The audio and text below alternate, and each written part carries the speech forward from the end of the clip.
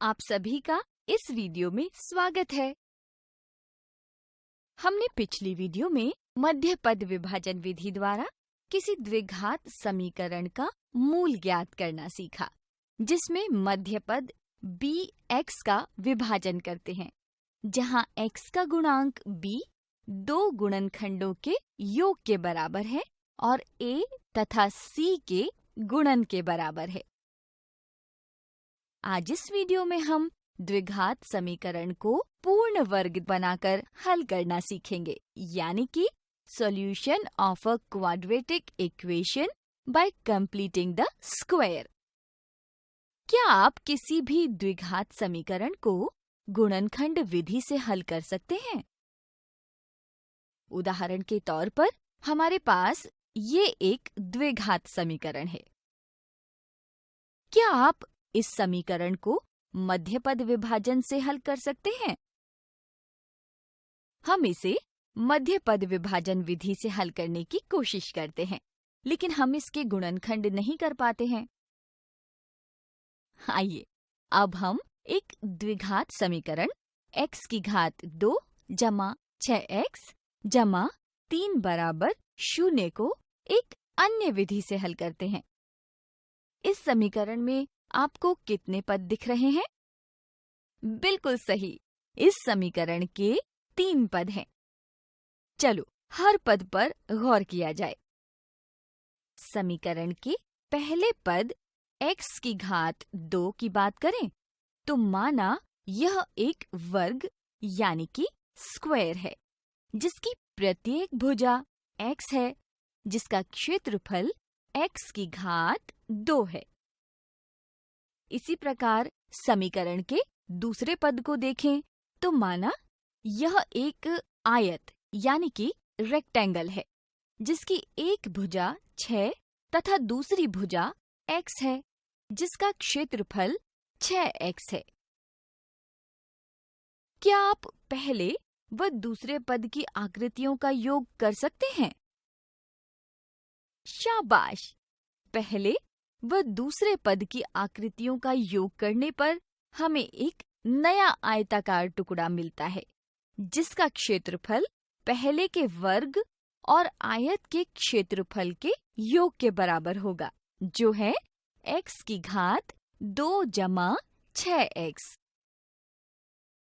अब हम नए आयत में से पहले वाले आयत, जिसका क्षेत्रफल 6x था, उसे 2 बराबर हिस्सों में कुछ इस प्रकार बराबर अलग करते हैं।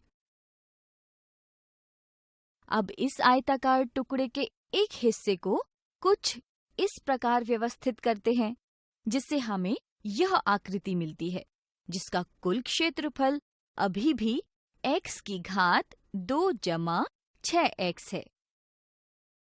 हम कह सकते हैं कि यह आकृति न तो वर्गाकार है और न ही आयताकार है।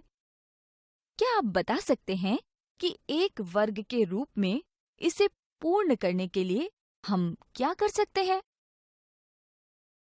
इसे पूर्ण करने के लिए हमें एक 3 इकाई के वर्गाकार टुकड़े की आवश्यकता होगी।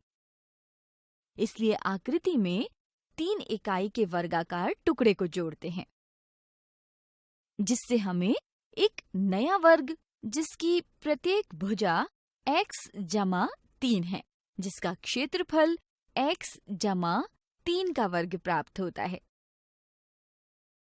आकृति का क्षेत्रफल x की घात 2 जमा 6x के बराबर रहे, इसलिए 3 इकाई के वर्गाकार टुकड़े के क्षेत्रफल को भी घटाते हैं, जो कि 9 वर्ग इकाई है। इस प्रकार यदि हम व्यंजक x की घात 2 जमा 6x को देखें तो हम इसे x जमा 3 के वर्ग घटा 9 के बराबर लिख सकते हैं। अतः प्राप्त हुई समीकरण को दिए गए द्विघात समीकरण x की घात 2 जमा 6x जमा 3 बराबर 0 से तुलना करें तो हमने देखा कि समीकरण 2 में जमा 3 की कमी थी, इसलिए समीकरण 2 के दोनों पक्ष में जमा 3 का योग कर देते हैं, जिसे हम निम्न प्रकार से प्रदर्शित कर सकते हैं। इस प्रकार दिए गए समीकरण को एक पूर्ण वर्ग बनाकर x जमा 3 की घात 2 घटा 6 बराबर 0 के रूप में लिख सकते हैं।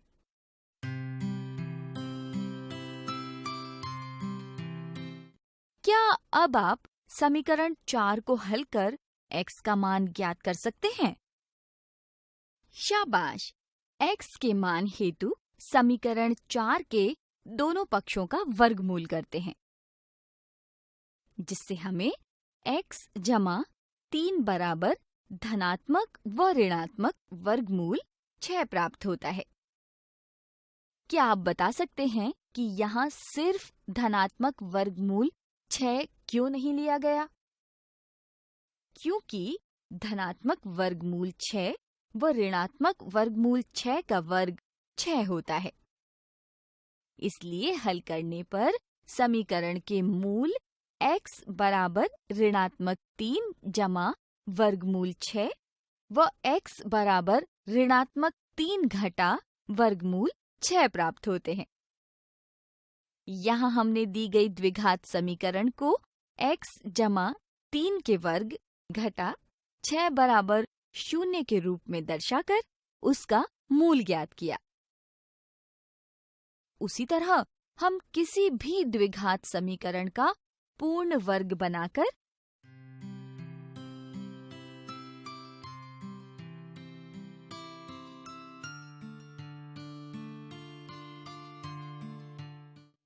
कुछ इस तरह a गुणा x जमा b बटा 2a का वर्ग जमा c घटा b की घात 2 बटा 4a बराबर 0 बनाकर उसका हल ज्ञात कर सकते हैं।